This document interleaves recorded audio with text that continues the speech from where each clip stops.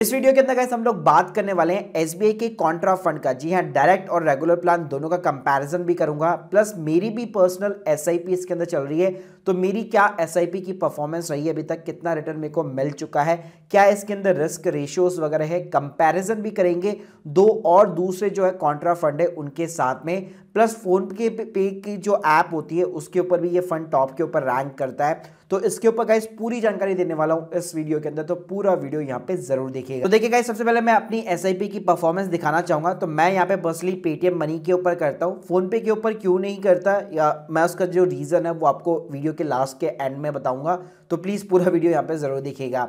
तो देखिए यहाँ पे आप देख सकते हैं स्क्रीन के सामने अभी तक मेरी 75,000 रुपीज़ की यहाँ पे इन्वेस्टमेंट हो चुकी है। हर महीने मेरी 5,000 रुपये की एसआईपी जाती है और यहाँ पे मैंने नवंबर 2022 से इसको यहाँ पे शुरू कर रखा है। तो अभी तक मुझे 27% का एब्सोल्यूट यहाँ पे रिटर्न मिल चुका है। और अगर मैं एक्सआईआर की यहाँ पे बात करूँ तो 46% का यहाँ पे एक्सआईआर है। प्लस ये यहाँ पे एसबीआई कॉन्ट्रा फंड का जो है बेसिकली डायरेक्ट प्लान है, ना कि कोई रेगुलर प्लान। तो देखिए गाइस, अगर मैं एयूएम साइज बात करूँ, एयूएम से हमें एटलीस्ट ये पता लग जाता है कि किस फंड के अंदर कितना पैसा अभी तक इन्वेस्ट हो चुका है और उससे आपको उसकी पॉपुलैरिटी का भी आइडिया मिल जाता है। तो यहाँ पे कॉन्ट्रा फंड के अंदर आपको ज्यादा फंड्स नहीं मिलेंगे, केवल 3 फंड मिलेंगे। एसबीआई के अंदर अभी तक 21,000 करोड़ से भी ज्यादा का पैसा निवेश हो चुका है। इन्वेस्को इंडिया के अंदर 12,000 करोड़ और कोटक के इंडिया ईक्यू कॉन्ट्रा फंड के अंदर 2,000 करोड़ रुपए निवेश हो चुके हैं। प्लस गाइस, किसी को अगर नहीं मालूम है बेसिक की कॉन्ट्रा फंड आखिर होते क्या है, तो ये इक्विटी टाइप के ही म्यूचुअल फंड होते हैं, लेकिन स्ट्रैटेजी ये रहती है कि मार्केट के अंदर जो ट्रेंड चल रहा है, जो सेंटीमेंट चल रहा है, उसके अगेंस्ट जाकर ये इन्वेस्ट करते हैं। ये ऐसे स्टॉक को पिकअप करते हैं जिसकी कॉस्ट और जो प्राइस राइट नाउ जो है उनके फंडामेंटल वैल्यू से भी नीचे चल रही है। साथ में गाइस, हर म्यूचुअल फंड में जो है यहाँ पे कई सारी एजेंसीज होती है हमारे इंडिया के अंदर जो इनको रेटिंग्स प्रोवाइड करती है। तो अगर मैं क्रिजल की बात करूँ तो भाई इस फंड को 5 स्टार की रेटिंग मिली हुई है। 2023 में भी इसके पास में 5 स्टार की रेटिंग थी और स्टिल 2024 में भी इसके पास में 5 स्टार की रेटिंग है। वैल्यू अगर मैं रिसर्च फर्म की बात करूं तो उसने भी इसको 5 स्टार की रेटिंग दे रखी है। बाकी कोटक इंडिया को जो है यहाँ पे 3 स्टार की रेटिंग मिली हुई है और इन्वेस्को इंडिया को 2 स्टार की रेटिंग क्रिजल ने दे रखी है। इसके अलावा अगर मैं एक्सपेंस रेशियो की बात करूं, वो भी सिर्फ और सिर्फ कमीशन फ्री यानी कि डायरेक्ट फंड्स के अंदर, तो एसबीआई का जो कॉन्ट्रा फंड है उसके अंदर 0.69 का है।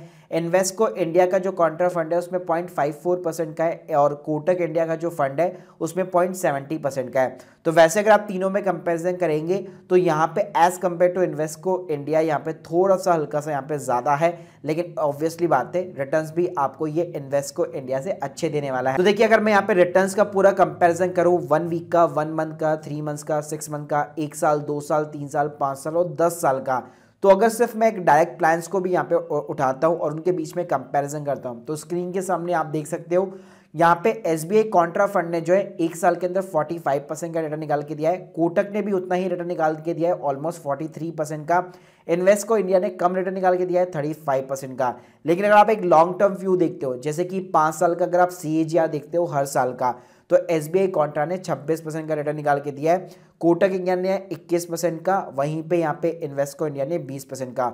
और पिछले 10 सालों के अंदर वैसे अगर आप ओवरऑल देखोगे तो इन्वेस्को इंडिया ने 21% सबसे ज्यादा रिटर्न निकाल के दिया है और ऑलमोस्ट उसी के आसपास 19% का रिटर्न बाकी कोटक इंडिया और एसबीआई कॉन्ट्रा फंड दोनों का रिटर्न आपको देखने को मिल जाएगा। अब गाइस, बात करते हैं हम लोग रिस्क रेशियो की, स्टैंडर्ड डिविएशन और बीटा की। अगर मैं बात करूं तो बीटा में आपको किसी में भी 1 से ऊपर नहीं मिलने वाला है, यानी कि वो जो वॉलेटिलिटी जो रिस्क है वो यहाँ पे आपको ज्यादा नहीं देखने को मिलेगा। लेकिन यहाँ पे अगर आप देखेंगे कि रिस्क के कंपेयर में आपको रिटर्न्स यहाँ पे कितना मिलेगा, तो जो जेएसएन अल्फा है 12 का अल्फा एसबीआई कॉन्ट्रा में सिर्फ आपको देखने को मिलेगा। बाकी कोटक इंडिया, इन्वेस्को इंडिया दोनों के अंदर ही आपको केवल 4 का और 1 का जेएसएन अल्फा देखने को मिल जाता है। प्लस गाइस, अगर आप पोर्टफोलियो का भी यहाँ पे कंपैरिजन करेंगे तो तीनों ही फंड के अंदर एक कंपनी जो होल्डिंग जो यहाँ पे कॉमन है वो है एचडीएफसी बैंक। तो अगर आप मान लीजिए 2 कॉन्ट्रा फंड उठाते यहाँ पे एसआईपी करने के लिए, लमसम इन्वेस्टमेंट करने के लिए भी, तो आपके ओवरलैपिंग होने के यहाँ पे डेफिनेटली चांसेस है। तो आपको तीनों में से केवल एक ही फंड को यहाँ पे पिकअप करना होगा। बाकी अगर मैं सेक्टर की बात करूँ तो फाइनेंशियल, एनर्जी और टेक्नोलॉजी सेक्टर से मेजरली बाकी तीनों के अंदर आप देख सकते हैं एचडीएफसी यहाँ पे आपको कॉमन देखने को मिल जाएगा। इसके अलावा गाइस, इसके अगर मैं डिटेल होल्डिंग की बात करूँ तो लार्ज कैप 36% है, मिड कैप भी यहाँ पे 18% है और स्मॉल कैप 9% है।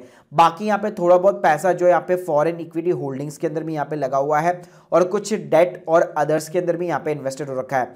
तो कंपनीज में आप देख सकते हो एचडीएफसी बैंक हो गया, गैल इंडिया हो गया, स्टेट बैंक ऑफ इंडिया का बैंक हो गया, पब्लिक सेक्टर बैंक हो गया, IT फॉरेन जो कंपनी है कॉग्निजेंट टेक्नोलॉजी वो कंपनी हो गई, ICICI बैंक हो गया, PNB बैंक हो गया, EPM सिस्टम्स हो गया, बायोकॉन लिमिटेड हो गया, पेट्रोनेट LNG लिमिटेड हो गया। तो गाइस अगर आप सेक्टर वाइज देखोगे तो भाई प्राइवेट सेक्टर बैंक ही ऑलमोस्ट जो है 9% से ज्यादा बेसिकली इसके अंदर होल्ड करता है। बाकी यहाँ पे 7% जो है फार्मा कंपनीज वगैरह है और पब्लिक सेक्टर बैंक यहाँ पे 6% है और फॉरेन इक्विटी यहाँ पे 4% का हो गया। इसके साथ में गाइस अगर आप S&P BSE 500 के बेंचमार्क को भी यहाँ पे कंपेयर करो इस फंड के साथ में, तो यहाँ पे 1 साल 2 साल 3 साल 5 साल हर साल इस फंड ने यहाँ पे अपने बेंचमार्क को भी डेफिनेटली यहाँ पे बीट कर रखा है। और गाइस अगर आप निफ्टी 50 के साथ में भी कंपेयर करते हो कि जब निफ्टी 50 ने यहाँ पे रिटर्न निकाल के दिया है तो क्या इस फंड ने रिटर्न निकाल के दिए, तो डेफिनेटली आप देख सकते हो केवल 2018 के अंदर ये नेगेटिव -13% गया था।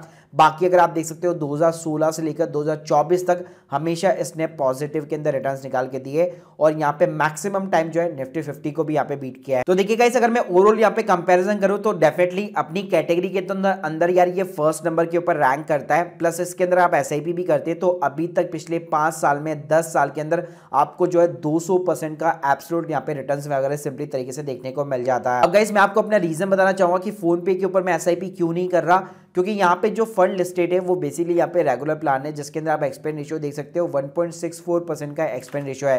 प्लस अगर आप डायरेक्ट प्लान और रेगुलर प्लान को भी रिटर्न्स को भी कंपेयर करोगे तो डेफिनेटली यहाँ पे आपको स्लाइटली जो है डिफरेंस भी देखने को मिल जाएगा। तो गाइस अगर मैं यहाँ पे ओवरऑल समराइज करना चाहूँ तो अगर आप यहाँ पे किसी भी कॉन्ट्रा फंड को SIP के लिए यहाँ पे सिंपली तरीके से पिकअप करना चाहते हो तो डेफिनेटली आप SBI के साथ में जा सकते हो, क्योंकि ज्यादा फंड्स यहाँ पे आपको देखने को नहीं मिलेंगे। केवल 3 ही AMC इसको यहाँ पे रन करती है और उसके अंदर डेफिनेटली कई सालों से यहाँ पे SBI ने जो अपना बेंचमार्क बना रखा है। So guys hope you like this video, please subscribe channel. अगर आप लोग के कोई भी डाउट्स है कमेंट बॉक्स के अंदर जरूर बताइए। Thank you guys, thank you very much.